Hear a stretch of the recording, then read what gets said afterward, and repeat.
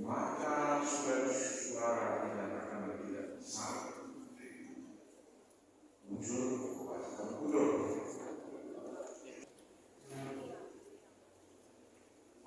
Maka calon nomor 2 ini benar, pilih 2 di antara 4. Kalau pilihan kurang dari 2 atau lebih dari 2, maka surat suara dinyatakan tidak sah. Bagi hakiman calon yakin, pilih 2 di antara 4. Kalau pilihan kurang dari 2 atau lebih dari 2, maka surat suara dinyatakan tidak sah. Unsur kewajiban mundur.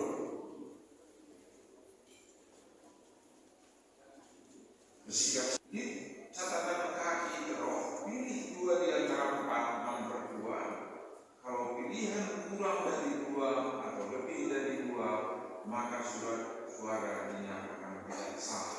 Bagaikan perlakuan catatan kakinya mencalonkan. 2 unsur kewajiban mundur. Ya, silakan. 2 unsur kewajiban. Mari kita memuji Tuhan dengan bernyanyi Stand Up for Jesus.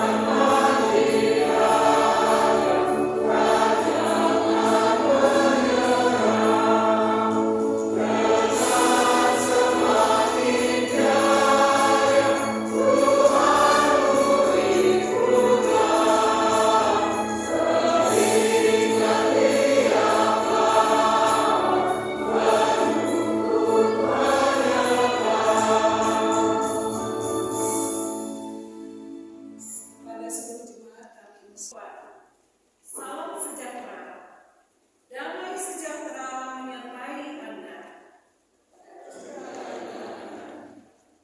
Kita berkumpul dalam nama Tritunggal, Bapa, Putra, dan Roh Kudus. Amin. Tuhan menyertai Anda. Mari kita berdoa. Ya Allah yang Maha Pengasih, berjalanlah bersama kami saat kami menjelajahi tanah tempat Engkau hidup dan mengajar. Buka mata kami untuk melihat penderitaan penduduk negeri ini saat ini. Berikanlah kami kekuatan dan keberanian untuk bertindak dan berdoa bersama semua orang yang menderita di seluruh dunia. Amin. Marilah kita memuji Tuhan yang membawa kita bersama untuk beribadah dalam kasih dan persatuan.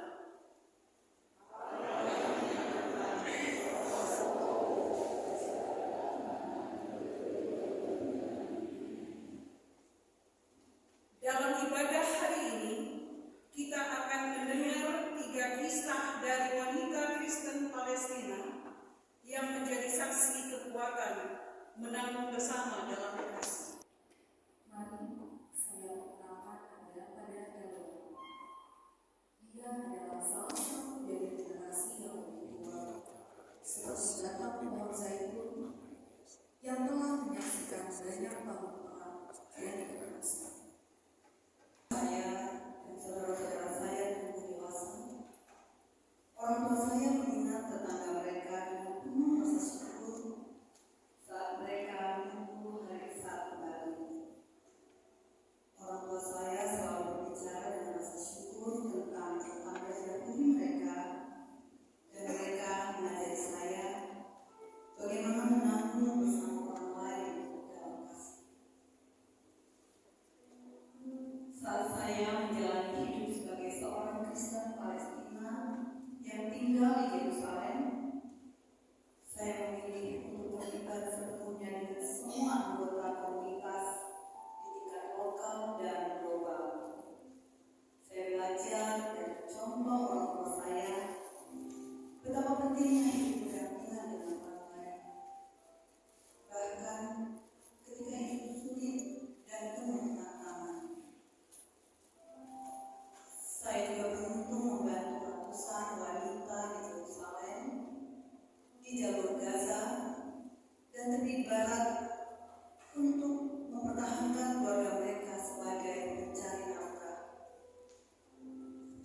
Sejak kecil, saya tahu bahwa hidup rapuh dan perdamaian tidak dijamin.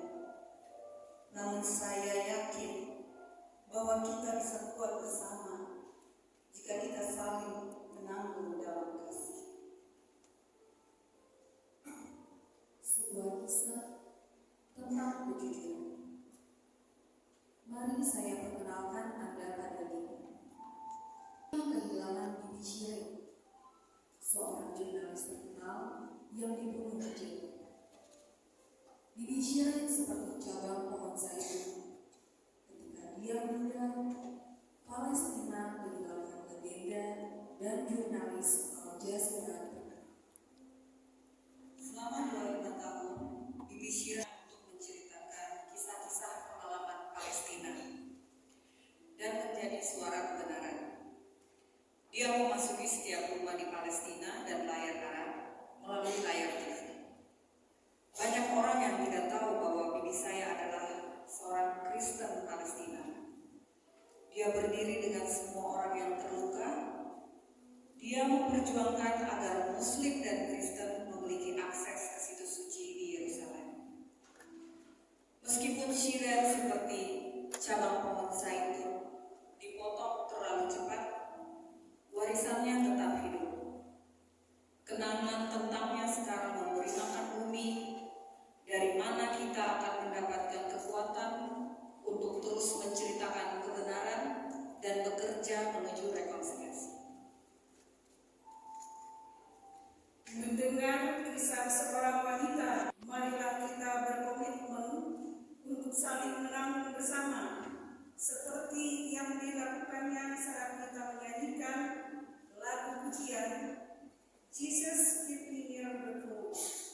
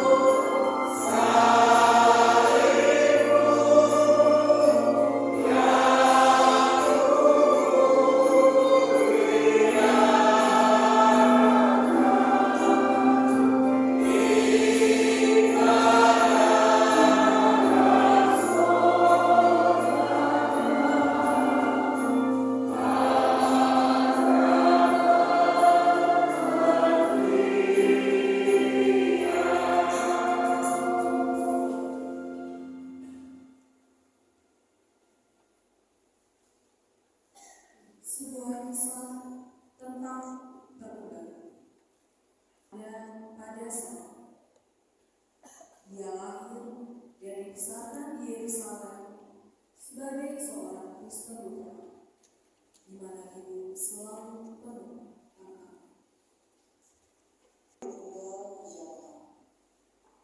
Mereka tumbuh besar di sana sebelum tahun 1948. Mereka hidup bersama orang Kristen, Muslim, dan Yahudi. Ketika negara Israel dibentuk pada tahun 1948, orang Palestina yang telah tinggal di tanah itu selama ribuan tahun tergusur. Hal ini menyebabkan kakek nenek saya menjadi pengungsi di Yordania. Ketika saya mengunjungi kakek nenek saya di Yordania, nenek saya menunjukkan kunci yang ibunya simpan ketika meninggalkan rumah mereka. Dia, seperti banyak orang lain, menyimpan kunci mereka dengan harapan kembali. Harapan yang diwariskan melalui banyak generasi.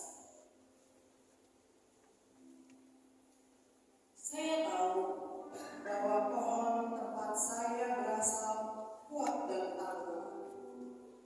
Saya bisa menanggung bersama orang lain dalam kasih karena mereka melakukannya. Kasih mereka adalah yang membuat saya berkembang seperti daun pada pohon saya.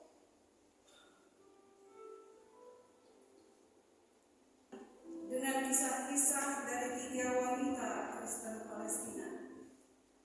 Kisah-kisah ini telah menunjukkan kepada kita kekuatan menanggung bersama dalam kasih. Berbahagialah orang yang mendengarkan firman Allah dan yang melaksanakannya dalam hidupnya. Haleluya.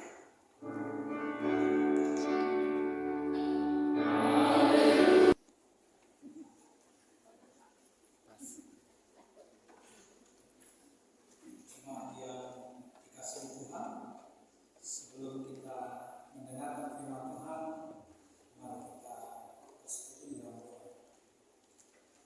Kita berdoa. Bapa yang baik, Bapa yang kami kenal di dalam Kristus Yesus Tuhan kami. Kami sungguh bersyukur Bapa buat penyertaan-Mu dalam kehidupan kami, terutama untuk ibadah kami yang sekaligus melakukan hari doa sedunia di 2024 yang dilaksanakan oleh Moria bersama dengan Majelis GBKP Kebayoran Lama.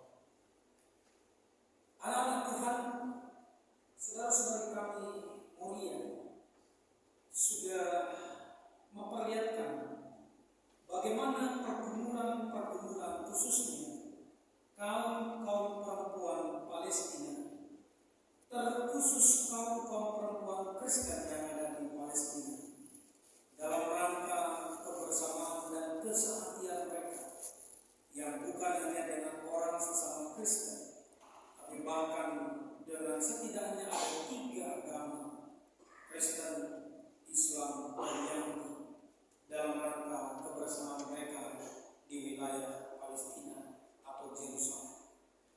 Oleh karena itu Bapak, hari ini dalam kegiatan ini juga kami mau bersama-sama semakin merenungkan apa yang menjadi kerinduan Tuhan dalam kehidupan kami dalam kondisi sekarang ini.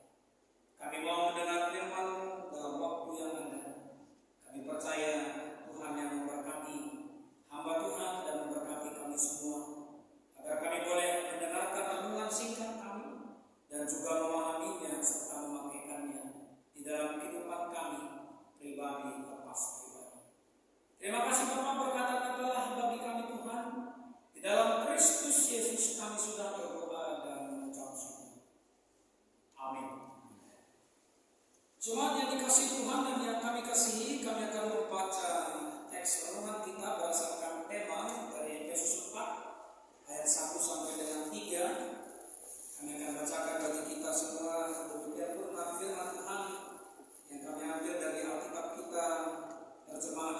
edisi yang kedua dengan full text atau judul rekor kita Kesatuan Jemaat dan Karunia yang berbeda-beda. Dengan sebab itu aku seorang tahanan karena Tuhan menasihatkan kamu supaya hidupmu sebagai orang-orang yang telah dipanggil berpadanan dengan panggilan itu. Hendaklah kamu selalu rendah hati, lemah lembut dan sabar. Tunjukkanlah kasihmu dan saling membantu, dan berusahalah memelihara kesatuan roh dalam ikatan damai sejahtera. Demikian firman Tuhan bagi kita semua. Saudara-saudara, kami mau menyapa kita dengan ucapan salam yang dalam bahasa Ibrani. Secara lengkapnya ketika kami menyatakan bagi kita Shalom Aleichem, maka nanti saudara menyambut dengan mengatakan Wa Aleichem Shalom. Begitu ya, itu dalam bahasa Ibrani. Ini bukan bahasa Arab, bahasa Ibrani. Ya, kalau saya katakan Shalom Aleichem, sambutlah dengan berkata Wa Aleichem Shalom. Ya. Shalom Aleichem. Shalom Aleichem. Jadi sebenarnya ada beberapa ahli teologi terutama dalam konteks bahasa Ibrani seperti ini. Sebenarnya kata-kata shalom itu tanggung. Seharusnya dia lengkap. Kalau kita mau pakai kata shalom, ya shalom Aleichem. Gitu. Jadi tidak boleh hanya shalom begitu saja. Dan kalau lengkapnya lagi kalau kita sambut teman kita, kalau kita katakan Wa Aleichem Shalom. Kalau dikatakan menjua-jua membantu, lalu jawabannya menjua-jua membantu. Wa Aleichem Shalom. Itu bahasanya.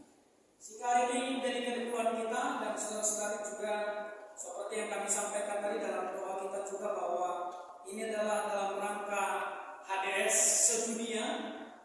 Dan memang sekarang ini sudah diteruskan oleh kaum perempuan ataupun Moria, dan cikal bakal HDS GDKP atau hari doa, pekan doa GDKP sebenarnya adalah dari HDS ini, hari doa sedunia. Kalau dulu ada disebut dengan pekan doa sedunia.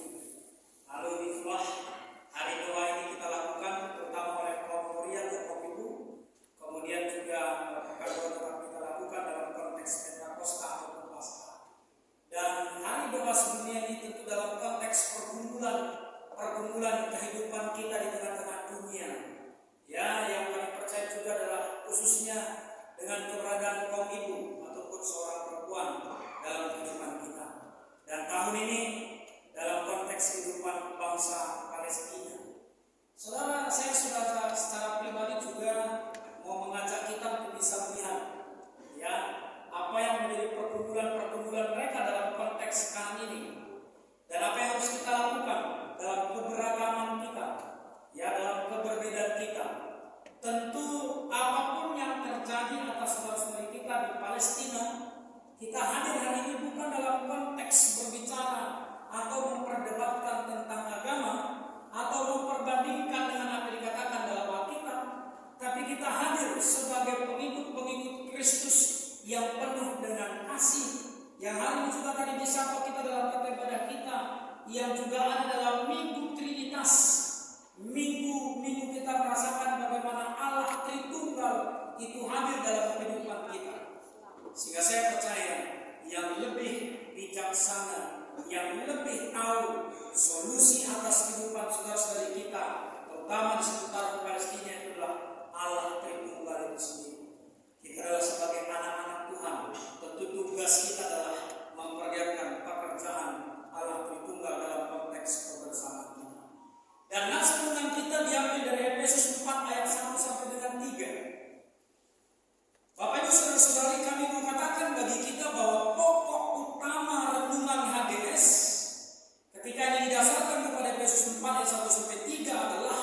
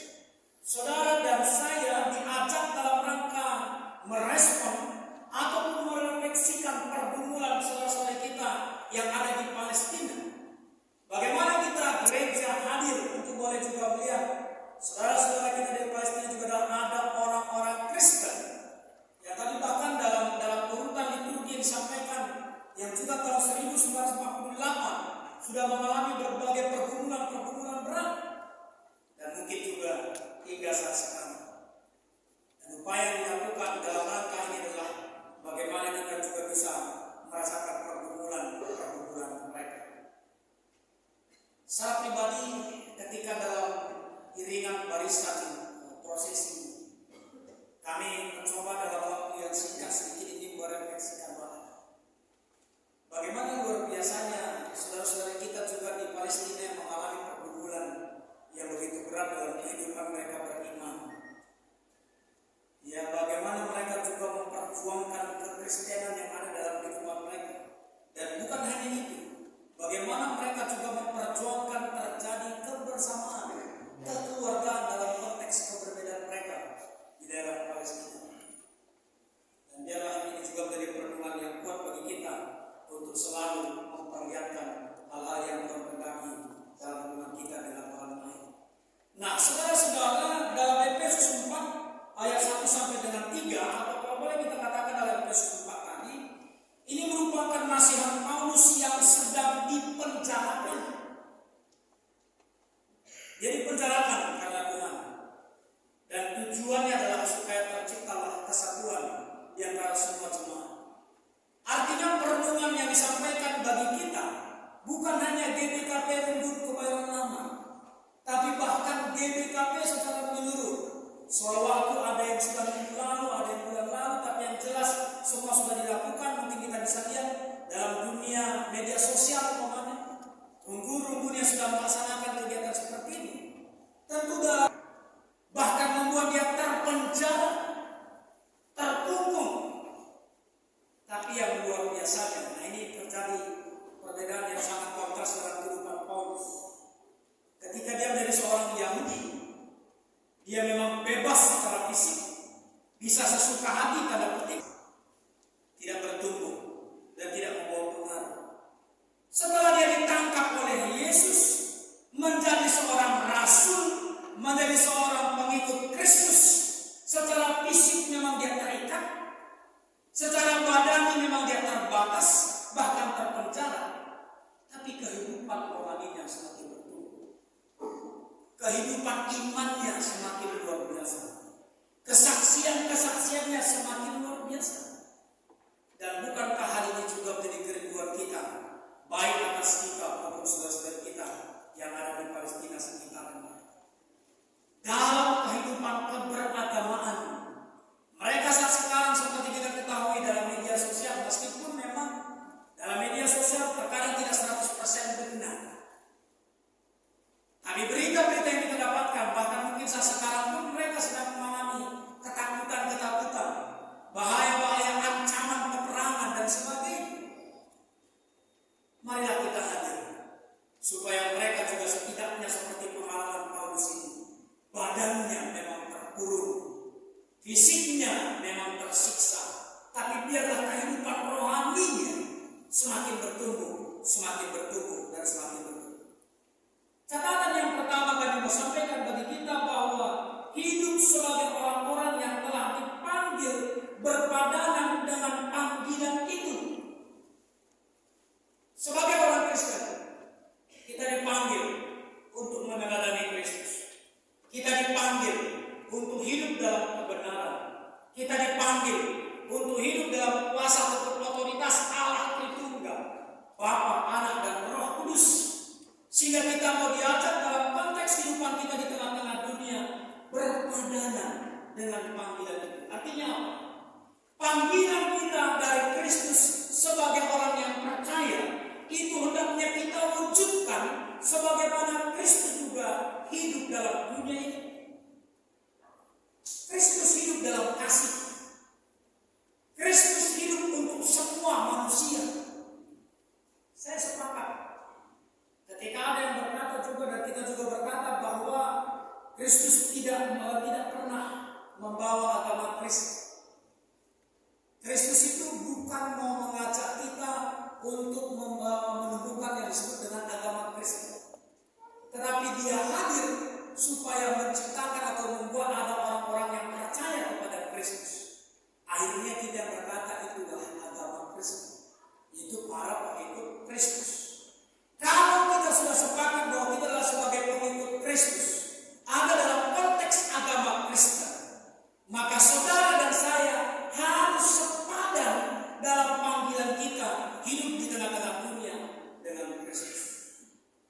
Kristus mengedepankan kasih. Kristus mengedepankan hal-hal yang baik. Kristus mengedepankan semua seperti yang Bapa kehendaki dalam hidup. Sehingga dalam konteks hubungan kita dengan orang lain, dan itu juga doa kita, harapan kita dengan kondisi saudara-saudara kita yang ada di Palestina, biarlah itu juga yang terjadi. Biarlah kita juga mengedepankan kasih. Soal kalau tadi dikatakan umpamanya dia bertanya, lalu bagaimana dia bilang itu pendeta? Kan itu ABCD dan sebagainya. Saudara, kita punya Tuhan, kita punya Allah, yaitu Allah Tritunggal yang jauh lebih tahu dan jauh lebih memahami apa yang harus dia perbuat dalam kehidupan semua manusia di tengah-tengah kita. Bahkan untuk orang-orang yang tidak atau yang belum percaya. Yang perlu saudara lakukan adalah memperlihatkan kasih kita, setidaknya mendoakan semua saudara-saudara kita. Soal bagaimana hubungannya dalam konteks Alkitab, terutama dalam Perjanjian Baru dengan situasi real yang ada di sana, saya kira itu bukan urusan kita. Itu adalah bagian dari pekerjaan Allah.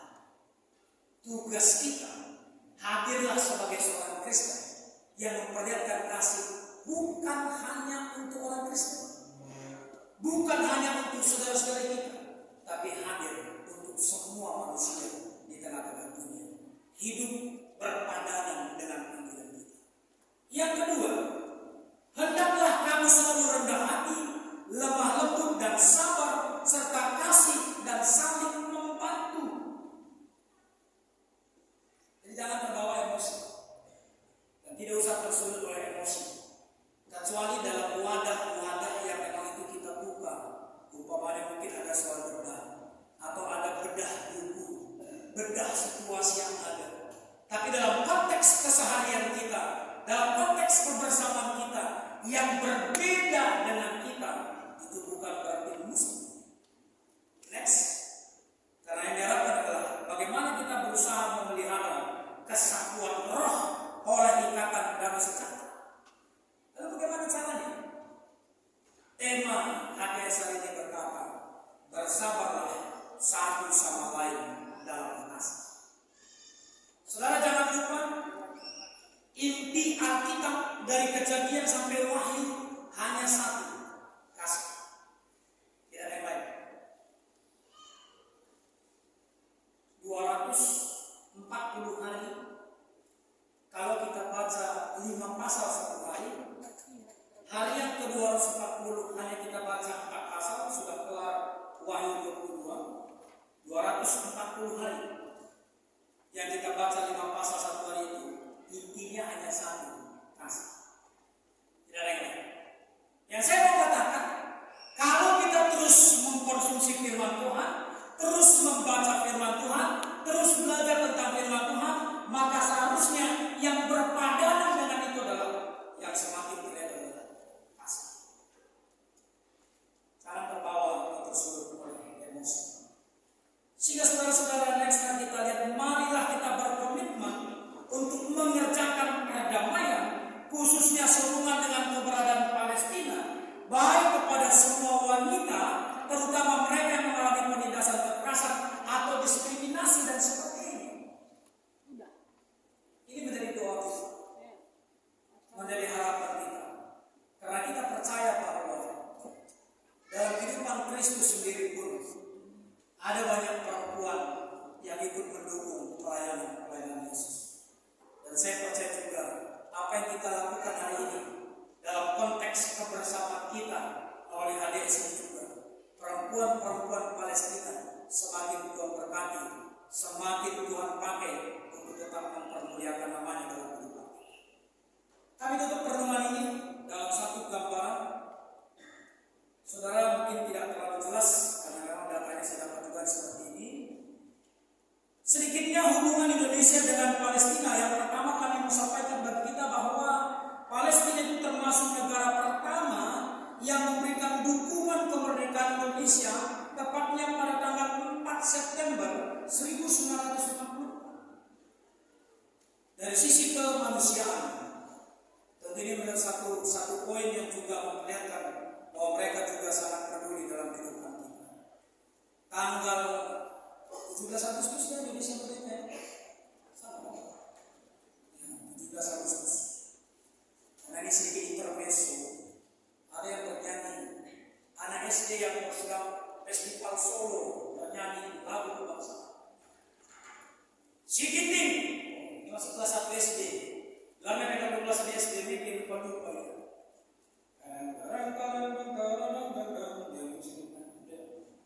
16 Agustus tahun 45. Salah teman. Besok kita tadi titik cerdas sedikit. Besoknya hari kemerdekaan kita. Kecerdasannya salah. Pandangnya salah ya. Bukan 16, 17 gitu. Semerlamnya. Besoknya dina anak kelas 11 SD kan tuh ya kebayang. Cari kakak guru tidak tahu. Laka yang juara medali. 17 Agustus kita mengucapkan atau memproklamirkan kemerdekaan kita. Maka tanggal 4 September 1944 sebenarnya dia sudah mengingatkan bagi kita mendukung sebelumnya bisa mendukung kemerdekaan bangsa dan negara kita. Ini satu data yang kami dapat. Indonesia termasuk negara pertama yang mengakui kemerdekaan Palestina setelah dideklarasikannya negara Palestina di Aljazair 15 November 1988. Dalam konteks hubungan kita dengan mereka.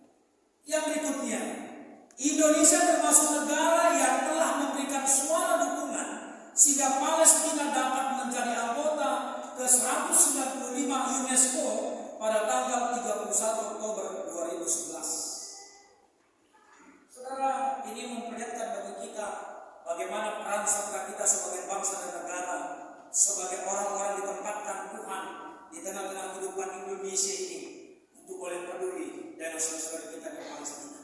Setahun lebih kurang sebelum kita merdeka, mereka sudah mendukung kita untuk menyatakan itu.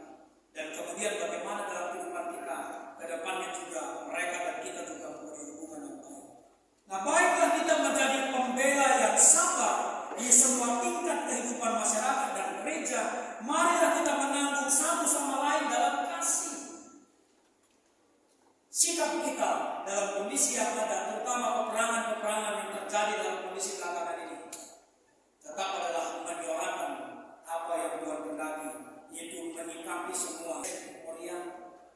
Selamat menjadi perempuan-perempuan Palestina 1-2 jam ini.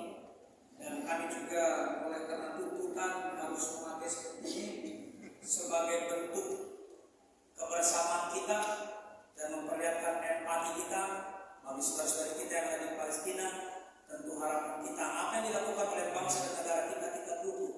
Karena saya mau katakan pemerintah dalam konteks kebenaran firman berkata bahwa itu adalah wakil Allah untuk mengasihi kita. Termulia Tuhan dalam kehidupan kita. Amin. Terima kasih Bapak untuk firman-Mu, terima kasih untuk kebersamaan kami. Kami percaya Engkau sudah memberkati kami untuk boleh mendengarkan firman. Dan berkati juga kami untuk boleh memakaikannya dalam kehidupan kami, terutama dalam konteks hubungan kami dengan Palestina. Kami tahu Bapak bahwa dalam kehidupan kami ada banyak pemahaman, banyak interpretasi. Tetapi biarlah Bapak, dalam kehidupan kami, ketika kami berhadapan dengan realita hubungan dengan saudara-saudara kami ada di Palestina, kami tetap mengedepankan kasih. Hidup kami berpadanan dengan apa yang Allah lakukan dalam kehidupan kami di tengah-tengah dunia. Terpuji termuliakan Engkau Bapa, di dalam Kristus Yesus kami sudah berdoa. Amin. Mari kita semua bangkit berdiri. Tempat dan zaman kita ucapkan bersama-sama. Aku percaya kepada Allah Bapa yang Maha Kuasa. Haleluya. Percaya kepada Yesus Kristus, anaknya yang tunggal yang dikandung daripada Roh Kudus, lahir dari anak darah Maria, yang menderita di bawah pemerintahan Pontius Pilatus, disalibkan, mati dan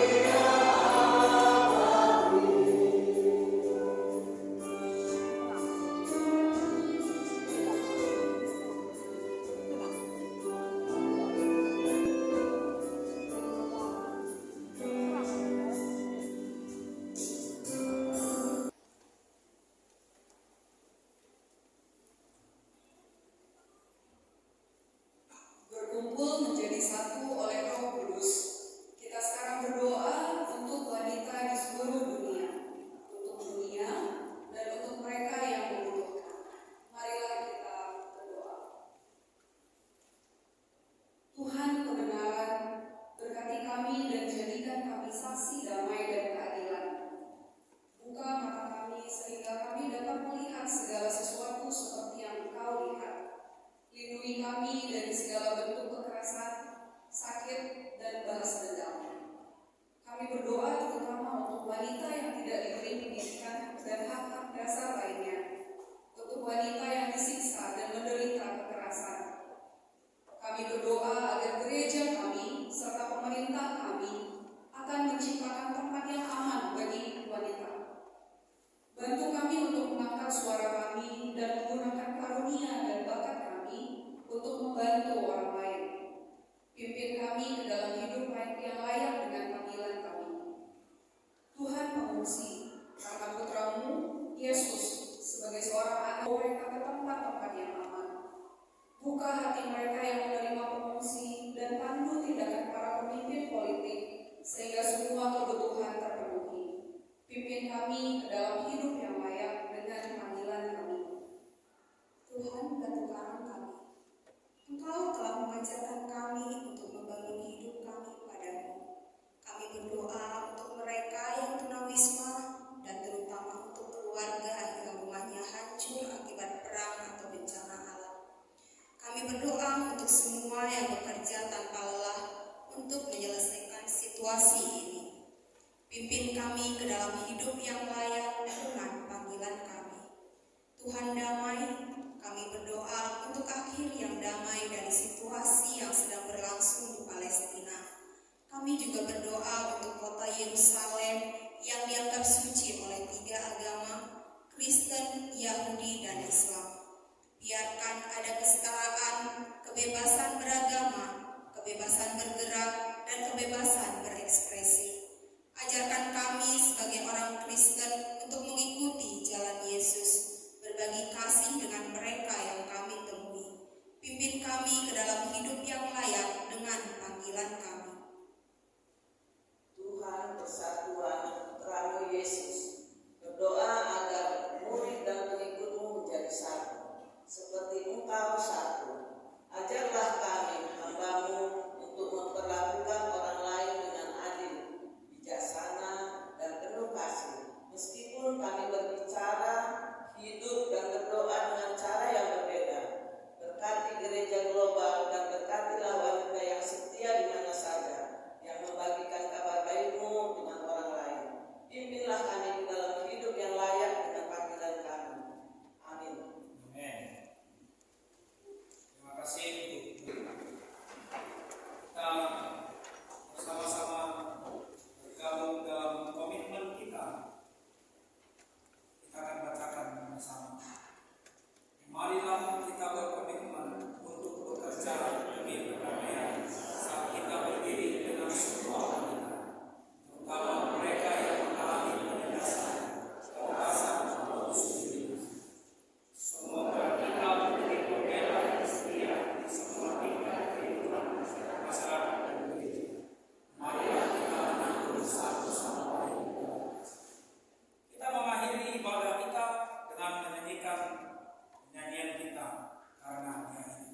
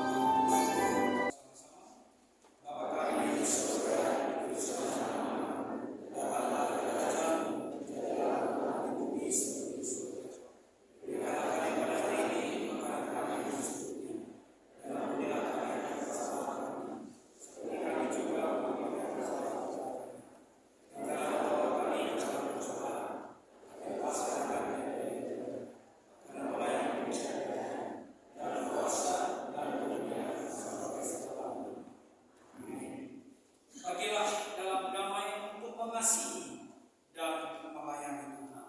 Terimalah berkat Tuhan. Tuhan memberkatimu dan menjagamu.